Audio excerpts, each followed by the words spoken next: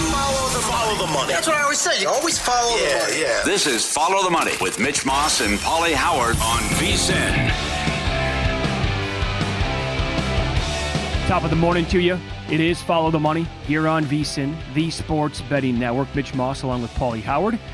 We are live in downtown Las Vegas from the Circa Resort and Casino. This show, as always, is brought to you by DraftKings, and we are loaded today. Julian Edlow from DK on in 30 minutes going over today's NBA card. We have Ross Tucker talking NFL and Wes Reynolds on college bowl games. Was it a smart move, Pauly, to take the day off yesterday after Christmas?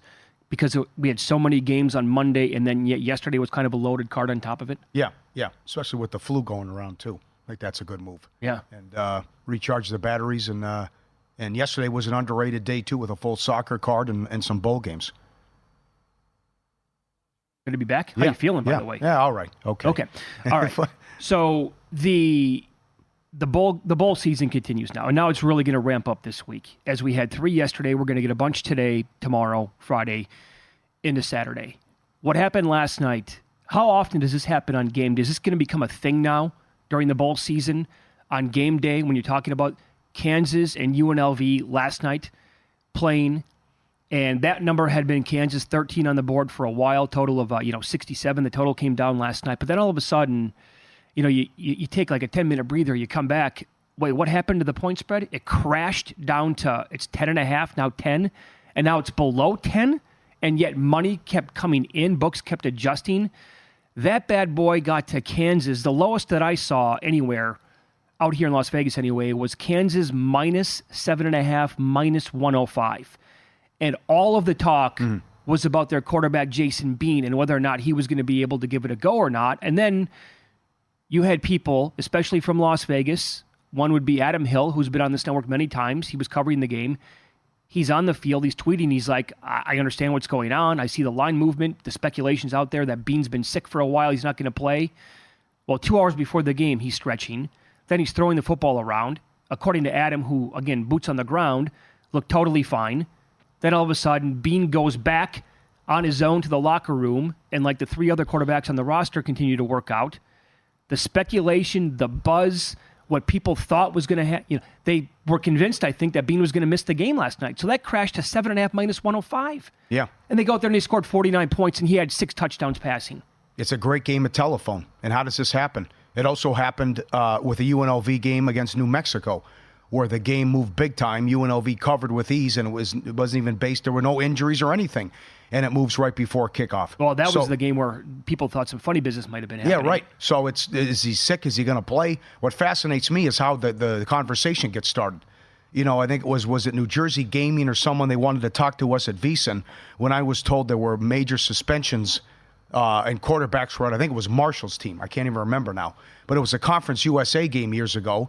And apparently the kids were told, you're not playing, you're suspended.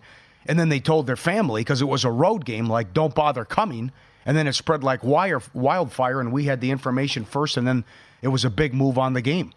So with this, it's like, well, who knows that the quarterback has the flu with Kansas, and then he may not play, even though he does play. Right. So it's much ado about nothing, and they win and cover. But that's the other thing, too, about who knows this, who's told this with the ease of legalized gambling, and then who's telling who about, hey, you might want to take a peek at this. The Kansas quarterback may not play. He's not feeling well. Here's what's crazy to me is that, again, speculation here. Who knows what is the absolute truth. But I saw something about he may have been sick for like up to 10 days. Yeah, it's like Texas San Antonio with Harris. Oh, he's not playing. He's got a bad shoulder. You knew that the whole time. You exactly say right. Right before kickoff? So, yeah, it took this long for people to get a whiff of that news. Oh, Bean might not be playing tonight, but he's been sick for a while now. I guess maybe they knew about it, but they figured he was going to be okay. But then that point spread just absolutely crashed. They had 591 yards last night. Also, he did throw the 3 INTs, but there was some talk leading into the game that their star running back, Devin Neal, could also maybe sit out, hit the transfer portal bolt. There was Pete Thamel tweeted out breaking news. This was so the game started at 7:10 Mountain Time. This was at 5:47 Mountain Time. Neal informed the staff that he was going to return next year. It took until 90 minutes before kickoff, and the speculation was out there, people kicking this around, he might take off, might not. That might be the reason why it's going to crash. He had 70 yards, scored a touchdown in the game. It was just absolute bonkers what took place last night. Yeah, and Bulls are going to be forever broken here to the end of time no because of the question. calendar. I mean, you have Rodemaker who hits the portal for the Florida State, and that game is just everyone. No one's playing for Florida State, and a ton of opt-outs with Georgia. Texas is in a semifinal playoff game, and Murphy decides to transfer, the backup quarterback. Yep. So it forever. It's just you see the line move specifically with the games today. In a 7.5-point move in the Oklahoma State game, and a 6-point move in the Va Tech game, 5-point move on the total. Bulls are going to be broken for until the end of time now. And we did see books, they slowly put the numbers up. And in fact, when they were released after the matchups were announced, 3 weeks ago or whatever it was, they did have games posted by that Monday morning. So is that going to be rare moving forward? Where they're going to say, there's no, why should we post numbers at this point? Well, you can put it up with low limits. Yeah, you could. Yeah, that's another option too. Yeah. But so you had that going on last night. Tough, man, to get a read. I'm excited for these bowl games, to watch them, to bet on them. I have a pretty good bet on Oklahoma State at plus 4.5. Bet that right away. Paul Stone said that immediately. He could see Texas A&M having a mass exodus. That's been the case. Nothing's a lock. No, I mean, look at the Missouri-Ohio State game on Friday. Again, I grabbed Missouri plus 6.5. Mm-hmm. They got all the way to a 2.5-point favorite. Now Ohio State's going to play guys, and they're favored. Yep. And so, yeah, I mean, it's a guessing game. It really is. You have no idea. You have no idea. So that was going on. The Pistons lost again last night. At a double-digit lead. That's now the longest regular season losing streak of all time. And for those of you who missed what happened, it's in overtime. So, you really, a lot of people won't count that. So they should have covered anyway. They did cover, but the way they covered at the end of overtime is what made it so special last night, because the Nets went to the free throw line. Pistons were fouling down 107 to 112. And, oh, by the way, they were throwing the ball away on almost every single possession late. Yeah. I mean, it was a comedy of errors. Bridges misses 3 out of 4, actually 4 free throws, and the team missed 5 out of 6. That's the only reason why the Pistons covered the game last night. Incredible. You see that in the NBA. And it's Bridges who misses 3 of them. He's like 85% career. Yeah, they missed 5 of their last 6. So it's the second longest losing streak in sports history. Next up, the 76ers. They have the record. They lost 28 in a row. The 14-15, 15-16 76ers, who were not trying to win. This team is trying to win. But Cunningham was great, but there's high draft picks on this team. But Duck, you were out on Christmas. Duck Kazarian hammered the under 9.5 wins and got 8-1, 9-1. And part of his rationale is, as we've talked about, number one, they can't shoot the 3 well. So you can eliminate that from that standpoint of, they're going to get hot one game and just knock down a bunch of 3s. Right. That's not going to happen. The other angle is teams don't want to get embarrassed and lose to this outfit. They go to Boston, then they play Toronto, then it's a 4-game homestand. Spurs at home at the Wizards. I mean, under 9.5 looks good, and it was once 10-1, and now you're talking about plus 240 at DraftKings that they won't win 10 games. So to lose, they haven't won since October. They're going to go back-to-back months without winning a game. 2-28, lost 27 in a row, beat the Bulls October 28th. Brutal schedule coming up. And other than Cunningham, there's not a lot of great players as well. And then it's a perfect storm where you give a head coach $70 million, so it's my way or the highway. They're also catching a bad beat because at Wingstop, if they win, you get 5 free wings. They're trying to give away the free food, and they can't do it because the Pistons can't get a win. So when they lose to Boston Thursday, that ties the record for longest losing streak in the history of sports with the Big Four. Think about that. Well, be 28 in a row. I would tell the audience to buckle your seatbelts and brace for looking at the biggest number you've ever seen in an NBA game tomorrow. And maybe DraftKings will release that number before we're in. Haven't lost at home, right? So, how high can you make an NBA point spread? Can something get close to 20 in an NBA game? This is going to be, I think, probably when they release it, the highest one that I can ever remember. And I can recall, like some of those, when I first moved out here, some of those Shaq Kobe teams for the Lakers when they were playing a team. Remember where I was actually for one of them, and I bet the Lakers and it lost. They were laying like 16 or 17, I think, against the Hawks one night. There was no Dikembe Mutombo, if I recall correctly. Hawks covered. I think Nazir Muhammad gave him a big game or something silly like that. But we've seen the point spreads get to that range. I can never recall a 20-point spread in the NBA. Yeah. I don't know if it's going to get that high or not, but here you go with the highest power-rated team in the NBA against a team now in the longest losing streak ever in the regular season. And it's following around, too. Well, Monty Williams talked about it before the game. It's just like everywhere you go. You're going to win a game? You're going to set the record? 26 in a row, 27 in a row? I mean, it's just... It gets consumed them at this point. It's all they think about, and it's absolutely embarrassing. It's that a team like this with high draft picks year after year, 27 in a row. That's like a Survivor contest, but the exact opposite way. Yeah. When you're still alive, that's all you can think about. I'm on one of the apps right now on my phone, and I'm toggling between November and December, and they grade out the wins in green and the losses in red. There is more red than a broken roulette machine. Or a broken roulette wheel. When you talk, there's nothing. That's all it is. I've never seen that before. There isn't one hint of green. Look, like you said. Haven't won a game in 2 months. Yeah. And as Matt Heumann said, they had to. I mean, they started 2-1. How did that happen? That's right. They beat the Bulls at home, and Zach LaVine had 50 in that game. He had half the points. Their last win was the 28th of October. Was the World Series still going on? Yeah. Yeah, the Diamondbacks have a win. There was an angle there with the Diamondbacks. More wins than the Pistons. Yeah. Win some, lose some coming up next. And we have some projected numbers for potential NFL playoff games we'll tell you about coming up next here on VSiN.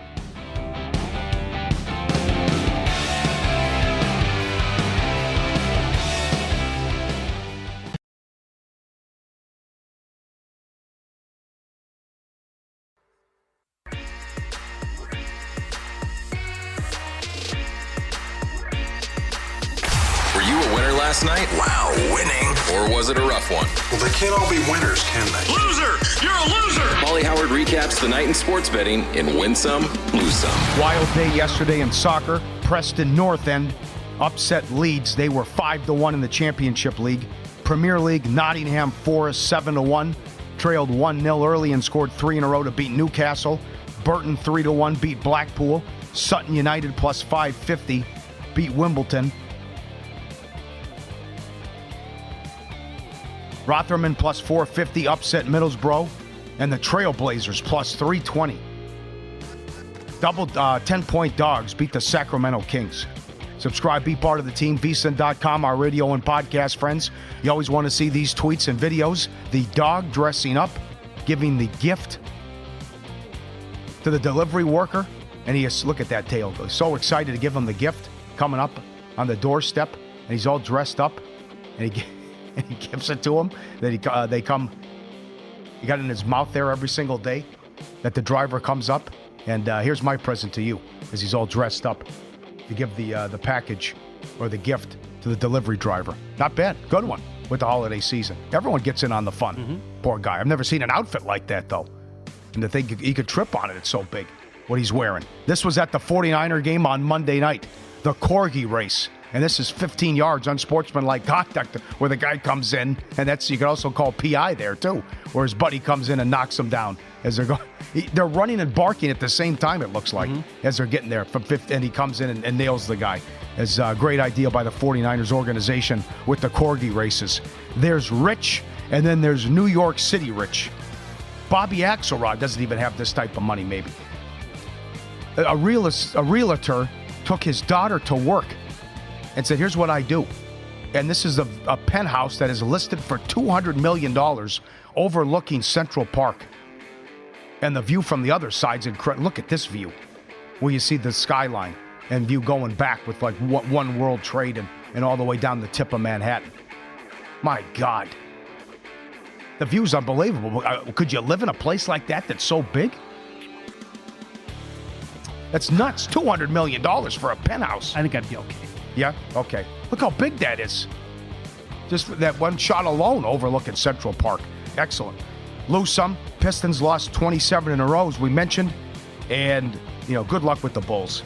Every move was wrong yesterday. Bowling Green, from 5.5 down to 1.5. Lost 30-24. Rice from 6.5 down to 3.5, lost 45-21 to Texas State. UNLV from 13 down to 7.5, lost by 13. And one bad beat, the Nets laying 6.5, 1 of 6 from the free throw line. The last 20 seconds.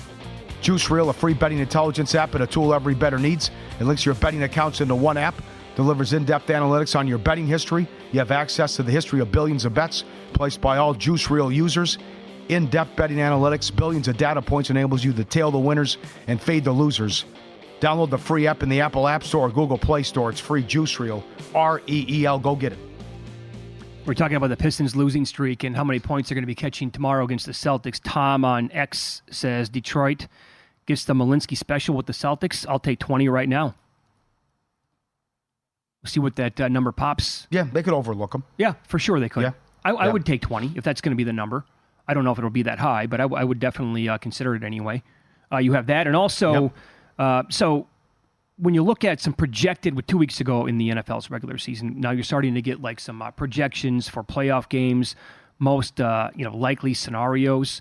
The number one most likely scenario right now, based on teams winning and favorites kind of holding true. It's no guarantee, but it's a 61.5% chance that we get Dallas at Tampa Bay.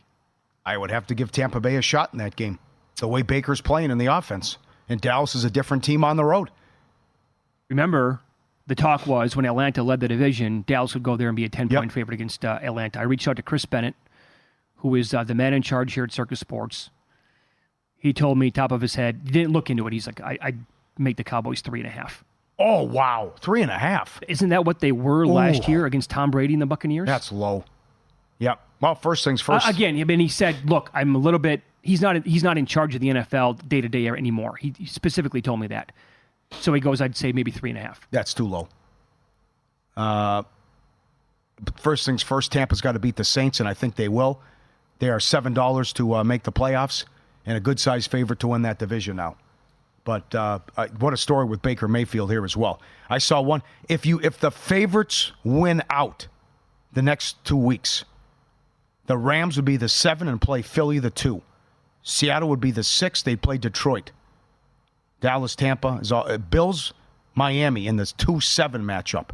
Colts would play the Chiefs in the 6-3, and the Browns will play the Jags in the 5-4. But as you mentioned, highest probability, Dallas plays Tampa. Right behind that is Cleveland and Jacksonville. And I would take the Browns in that game. The Jags are a mess right now. The defense is pathetic. And this Flacco story is unbelievable. Throwing for 300 yards every game and 4-1 to win comeback player of the year. The Browns are alive and well. They could go into Baltimore and give them a game. What would that number be? Because they just played in actually in Cleveland. Jacksonville was on the road. It was a 31-27 finish. Well, that game was all over the place because it looked like it was Beathard. That's exactly right. Yeah. So I think the opening number was like 3.5, came crashing down after that. But would the Browns be favored on the road against a healthy Trevor Lawrence in Jacksonville? It's what he said. Is it Jacksonville 1.5? Is it pick? I don't know. I would take the Browns. So would I. I have no faith in this Jacksonville team at this point. No. The third highest probable matchup that we have in the playoffs, though, would be Bills-Chiefs in KC.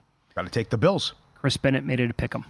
Yeah. I think that's pretty much the number that you have to start it out at and see where the market wants to take it. You can't favor the Chiefs, and maybe you could favor the Bills by 1, whatever. But I think pick 'em is just put it up on the board, let the bettors have at it. It's bad. It is really astonishing what's happened here. I mean, they won the Super Bowl last year, so you could say, well, we missed Tyreek Hill. These guys can't get open. And Max Crosby's a game wrecker, and what he did on Christmas. O'Connell doesn't complete a pass for 3 quarters, and you lose the game. And do they miss Bieniemy? I don't know. But they run stupid stuff. They do a lot of stupid things. Why are you running a gadget play at your own 10-yard line, right? Some of the stuff they do. Why do they continually take the ball out of Mahomes' hands? Yeah, good point. On those gadget plays. I hate it. But also, I think some of this is on Mahomes as well, because it's a combination of everything, right? In that game specifically, the offensive line did not give him a ton of time to throw. Also, receivers can't get open, but I think he also just invites pressure. He's not willing to run as much as he was. And I don't want to hear that he's been in the league. He's been in the league for 6 years. He still has wheels. We've seen it earlier this year. but we watched a lot of spots in that game on Christmas Day. And in fact, I think it was Romo who illustrated it on the replay on television. It's like he's got a mile to run here. And if Rice was better at his job as a rookie, he would have distracted the secondary and would have dragged them down the field a little bit longer and realized that Mahomes maybe would have scored on like a 50-yard scamper. And instead of taking off, he threw the ball away. He can go for 17, 20 yards on some of these runs. And they're missing that right now in the offense too. Yep. Did you other lines? Did you ask other lines? I would take the Rams to beat the Lions, but I wouldn't take Seattle to beat the Lions. Even though they won at Tennessee, it was a struggle, and Geno had to have the late touchdown. Yeah. Against a bad Tennessee defense that has issues against the pass. So remember, Seattle did go to Detroit earlier this year, and they won that game. Goff was not great. But you got to be concerned with this Detroit defense. I mean, Nick Mullins throws for 400 yards on you. You get 4 interceptions, and you have to hang on for dear life to win that game? I concur. I think, like most people, I think the Rams would be a very popular pick against Detroit if that's the play. And then also, if you get, it doesn't matter who the Browns are playing, Jacksonville, or if it would be the Colts. Right. I take them in that game, too. Yeah, and can you imagine many people making the case for Indy in that game? Yeah, I take the Browns in Kansas City. Yeah, I take the Browns in Kansas City. No doubt. All these teams are going to have a hell of a chance. Seattle can beat Philly. The Rams can beat Detroit. We know the Bills-Chiefs line. I'll take the Browns against anybody the way they're playing right now out of that group, Kansas City, whoever wins the AFC South, whoever it's going to be in that matchup. And what do you want to do now after what we watched Monday night? Well, I mean, you're +5 in the turnover differential. It was just Purdy imploded. I still think the Niners are the best team, and we'll see if Lamar Jackson can exercise the demons in January. There'll be a lot of pressure on him. That was a great job. There's going to be a lot of pressure on Purdy. A lot of pressure. But as long as they get the 1 seed, I would still be fully confident in that team handling any team in the NFC. That would have to travel out to the Bay Area and take on the 49ers on the road. It was one really bad performance from Purdy. It was, yeah. It's a long season. I don't know why we're doing this, holding people to a one-game standard. You play 17 games. Brady's had a game like that before. Peyton Manning. It happens. It just did it on the big stage at the wrong time. Remind me, how many did Brett Favre have? That's right. Brett Favre did it all the time. I lost count as a Packers fan. On a regular basis. And it was maddening. Yep. But we're not far removed from Stafford carving up the Baltimore defense in a game they should have won. Rams will be tricky for the 49ers in Week 18. I don't think anybody wants to play the Rams right now. Julian Edlow on tonight's big NBA card next here on VSiN.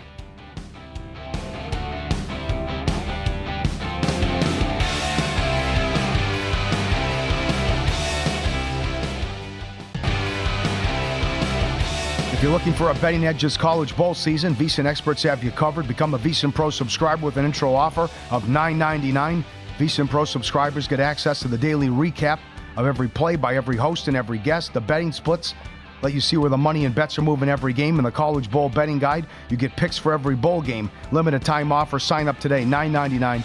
Become part of the team. VSiN.com/subscribe. Some NBA here as Julian Edlow joins the program with DraftKings. You can get his podcast wherever you listen to your podcast. It's called the Unreasonable Odds Pod. Julian, happy holidays, buddy. How are you? Happy holidays, guys. I'm doing well. We hosted over here. It's busy. You're running around like crazy. I'm happy to have an empty house and chill out and watch some games. I know. I don't blame you. Okay, so let's look ahead to tomorrow night. We were kicking this around after the Pistons. Credit to them. They did somehow miraculously cover that game last night in overtime because the Nets blew it down the stretch in OT, but they lost yet another game. That's 27 straight. Does that number tomorrow night in Boston reach 20, you think? I think it has a really good chance. And, you mentioned the Pistons' miraculous cover last night. Well, they didn't do anything to get it done. Yeah. And that's just 1 of 6 at the free throw line on the intentional fouls down the stretch. It's funny. I haven't watched much of them during this streak, and I didn't have much to watch last night. I flipped on the last 5 minutes of that game. The broadcast team made it sound like this was like Game 7 of the Eastern Conference Finals.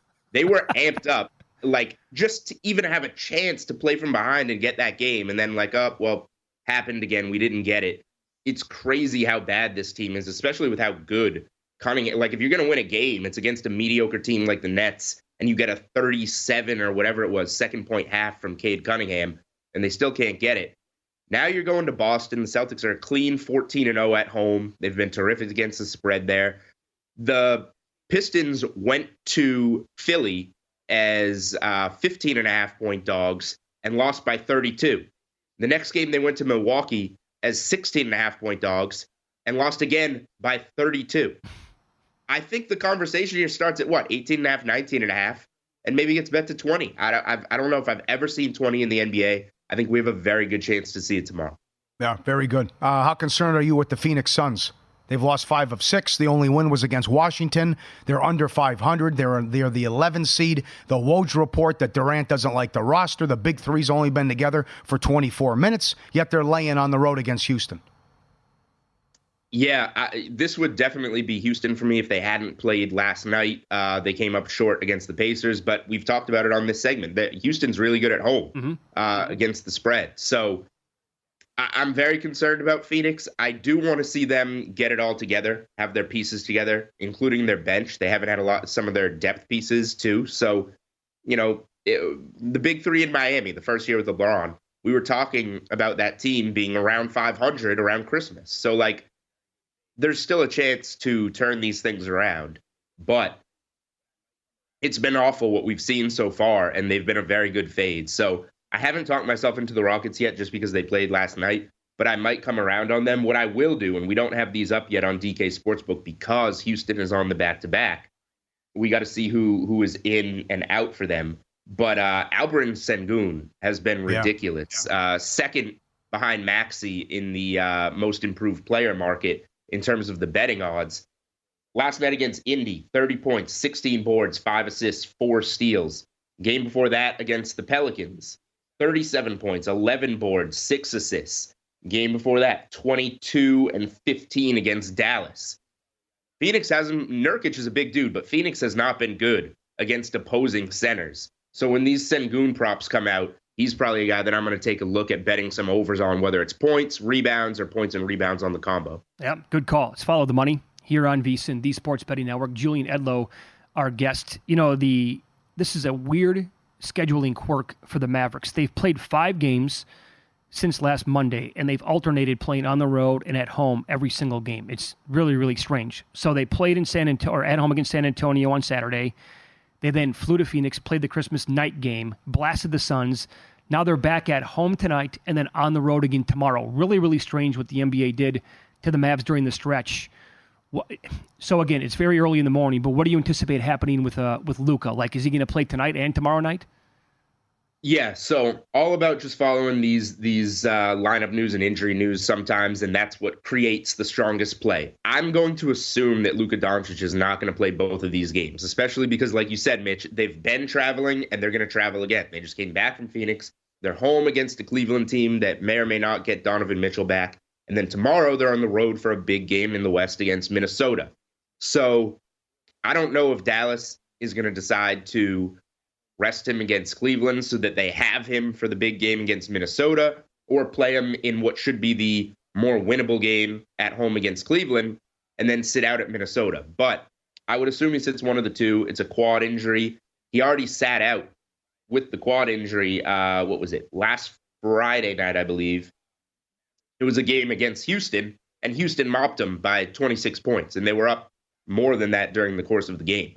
Mavericks player props were almost unbettable in it because they got blown out so bad. Even guys that should be scoring, like a Tim Hardaway Jr., who I bet weren't playing enough in the blowout to cash overs. So that would be a game whenever he does sit. Just keep your eye on the injury news, and if they kind of hint that he might be questionable for one of these games, look to go against them. If he plays tonight, I'm just going to go ahead and bet Minnesota tomorrow and anticipate he maybe doesn't go in that game. Makes sense. What do you think of the Magic laying 2.5 at home to the Sixers with likely no Embiid? Yeah, so a lot like Houston here, this would be one that I bet if Orlando wasn't on the second night of a back-to-back. They played at Washington last night, little sluggish, but they wound up getting the cover. Now they come back home to play Philly. Philly's been down in Florida since the Christmas Day game, losing to Miami. Jaime Jaquez Jr. went nuts in that game. Yep. Philly now 0-4 without Embiid. You remember, like, years past when Embiid would get ruled out.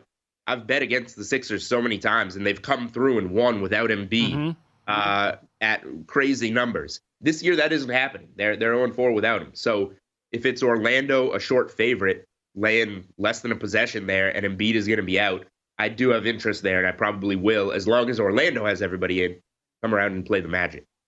Let's get one more player prop. Bridges has been like it's finding gold with him betting under his points prop. He had 21 last night, stayed under. It's 22.5 tonight. Is that what you're seeing early on here against the Bucks?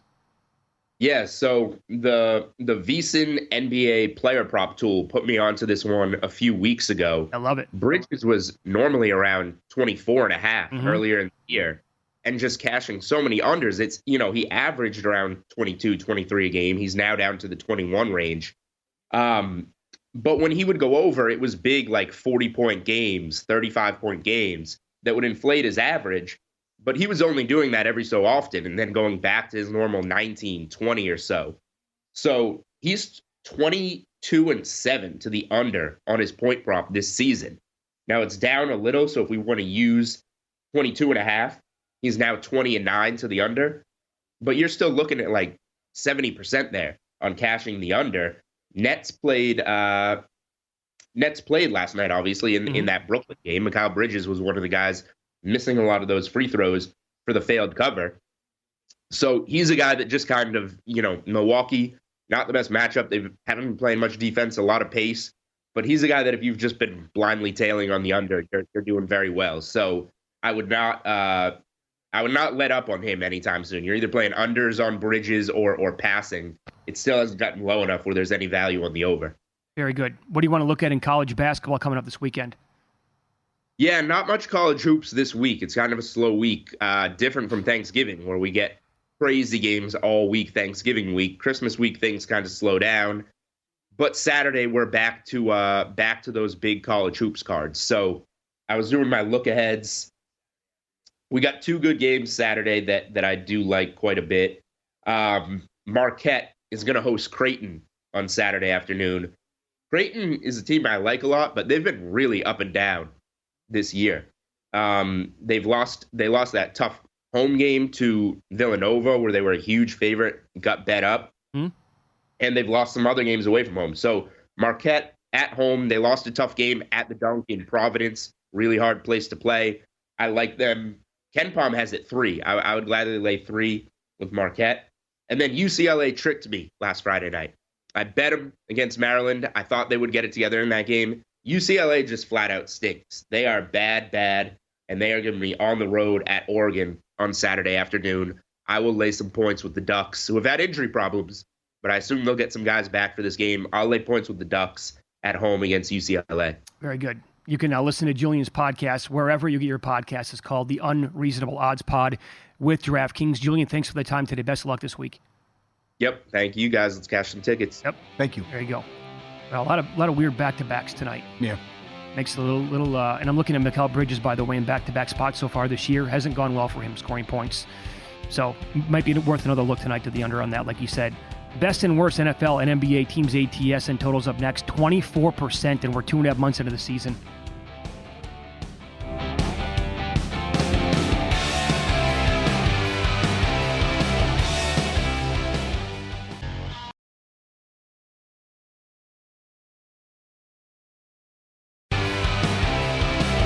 All we want for the holidays is NBA action. The updated prop, will the Pistons win 10 games? No, plus 240.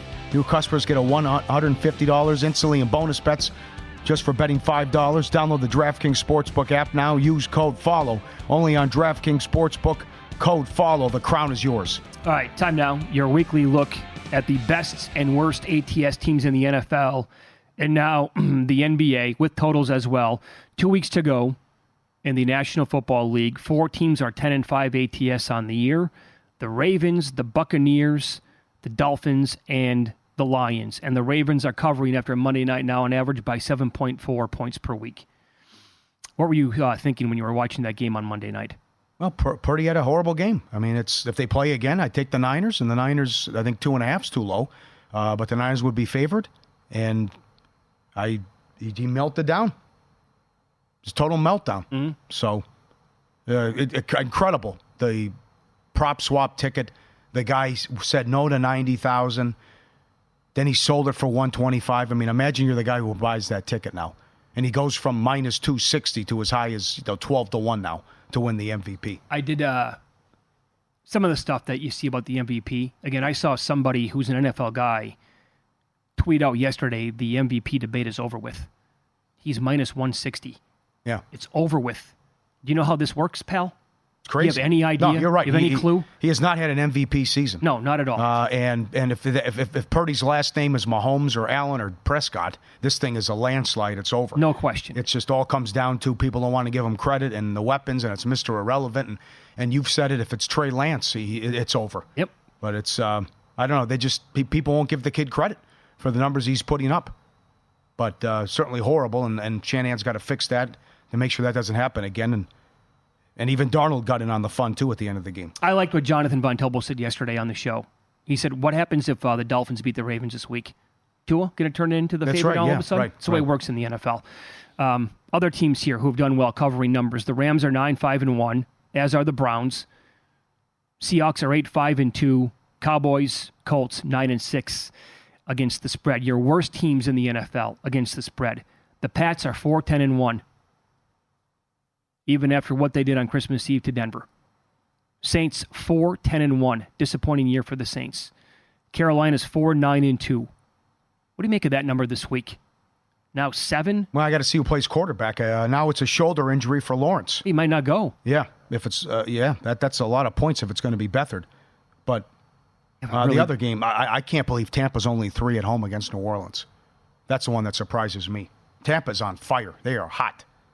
And I don't think the Saints are going to slow them down, and I don't expect Carr to win a game like that. They're playing, good football right now. Falcons are 5-10 ATS on the year. Denver 5-9-1. Jets also 5-9-1. Your best teams to the over on the season. The Colts 10-5 to the over, on average getting there by 5 points per game. They did not go over against Atlanta, unfortunately for me, on Sunday. Detroit 10-5 over on the year. That total has a chance to be the highest total in the NFL this season, upcoming on Saturday against the Cowboys, 53.5. And they're going over on average by 4.4 points per game. And the other teams to the over, the following list, they're all 9-6 to the over.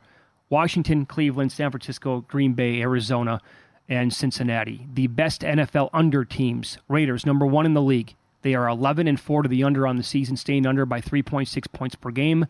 And that was something else to watch against KC on Christmas Day. Chiefs, 10-5 to the under.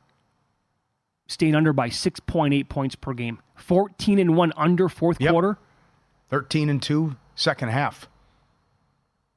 Nuts. The lack of scoring, the overall bad quarterback play, offensive line, the injuries, and unders have been the story of the entire year. Okay, here you go. The list of teams I'm about to read are all 10-5 to the under. Vikings, Steelers, Falcons, Giants, Bills, Titans, Saints, Panthers, Chargers. It wasn't that long ago where you couldn't make these totals high enough in the NFL. This year, you can't make them low enough. Mm-hmm. And all those teams are 10-5 to the under. Switching to the NBA. Best teams covering, updated after last night. Oklahoma City, 19-8-1 ATS. They blew out the Timberwolves in the second half last night. They are really, really good, especially at home. Sixers are 20-9. Houston after last night, 17-9-2. Orlando's 20-9 after last night, and Brooklyn 18-11-1. Your worst NBA teams. Hawks 7-22 ATS. That's 24%. They keep firing coaches. They keep trying to please Trae Young, and it doesn't work out. This is bad. They're not even in the playoff mix right now. It's an embarrassment what's going on. Maybe they trade Murray. I don't know. I think there's a chance here where they could tear it down. There was one report. The first report that I saw yesterday on the Hawks potentially starting to make some moves way before the deadline. I think that's the number 1 team in the NBA. They can trade a ton of dudes. Yeah. The Pistons are 10-19-1 ATS. Phoenix, disaster, 10-18-1. San Antonio, 11-17. Charlotte, 11-16 overall on the year. Your best teams to the over, Pacers, 28-1. Sixers 20-9. Spurs 19-9. Bucks 20-10. Atlanta 19-10. Dallas 19-11. And your best teams to the under: Rockets 17-10. Denver 20-12. Memphis, well, now 17-12 after last night. That game got over because of overtime. Clippers 16-12-1 to the under. Portland 15-13 to the under on the year. Have you been betting Memphis since Ja Morant's return? No. Great job, though, to win all 4 games. And I thought they were out of there. There's nothing they could do to overcome this big deficit to get in the playoff picture, but they can possibly do this now. Oh, they could get into the that play-in tournament anyway. Yeah. There's 6 back, I think, last check. So who drops out, though? Who falls out? Is it Houston? I don't know. But that's great job so far. Awesome run.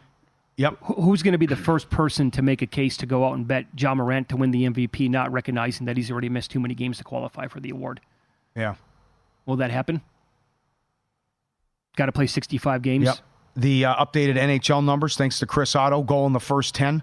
Dallas, 11-1 run. St. Louis, 17-2 run. Yes, goal in the first 10. Red Wings, 11-2.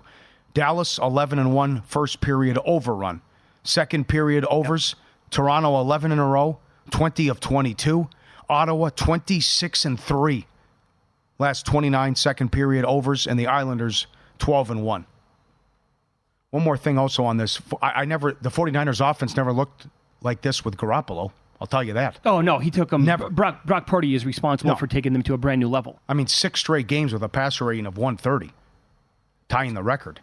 Right. Garoppolo never went out and was just lighting it up. And so you can talk about yak and all this other stuff. Never looked like that with Garoppolo, even though the team won games. Yeah. So my point is about calling the MVP race over with 2 weeks to play when a guy is minus 160. Brock Purdy was almost double that before the game on Monday night. And oh, by the way, the Ravens, they just won on the money line outright, as did the Ravens. Upsets happen. It's not over with. Could Jackson win the award? Sure, he can. McCaffrey's the second guy on the board, by the way. Yeah. He's in fact, I've seen him lower than 4-1 at some spots. It's a great discussion. I'll argue the most valuable guy on the team could be Debo and not McCaffrey. I think you could bring up Trent Williams on the offensive line. Yeah, sure. That's another good one. I mean, look what happened in Carolina after they traded him. They had a great rushing attack, and then with Wilkes was the interim, and they were winning games. And they were going with Chuba and other guys. So they traded McCaffrey and still had productivity and a good rushing attack after that, too. I like the idea of Tyreek Hill winning the award. What he means overall to the offense and how teams have to game plan specifically for that guy every single week. It's like the year that he's not quite having that year, but when the Patriots brought in Randy Moss, what did Moss mean to the offense in year number 1? Couldn't stop him. Yep. We've lost our minds here the last 5 years. It's quarterback and only quarterback. It's stupid. It is. And by the way, yeah, I cannot stand with the award. It's like the Heisman Trophy, what the award has turned into. It's got to be by default. It's somebody new every single week, which drives me nuts. And then it's got to be the quarterback on the team with the best record. No, it doesn't. Who thinks like that? Do we now as a society? Is that what we're just that lazy? It got to be Lamar now. Yep. Lamar was gifted 4 turnovers in the game. Yep. Can't be Dak. It can't be Josh Allen either. They're out of it. I mean, Allen got his OC fired. He was so bad and a turnover machine. Yep. So it's a fun race, but I just don't think you could just say it's a quarterback every year. You got to get away from that. And during this sudden hot streak again, Josh Allen, 25 completions last 2 games. He was bad against the Chargers, and he did nothing against the Cowboys. So MVP, who was more valuable against the Cowboys, him or James Cook? I think he completed 9 passes in the game. All right. And it just, you got to use one, like you said, you got to use one game against the guy, and all of a sudden, done. Now it's been pretty good the rest of the way for a guy like Brock Purdy. Ross Tucker is going to join the program coming up next. We've asked him before about the Chiefs and the Eagles turning it around. Well, after yet another debacle, where is he at right now in terms of all-time low water mark for the Chiefs with Patrick Mahomes?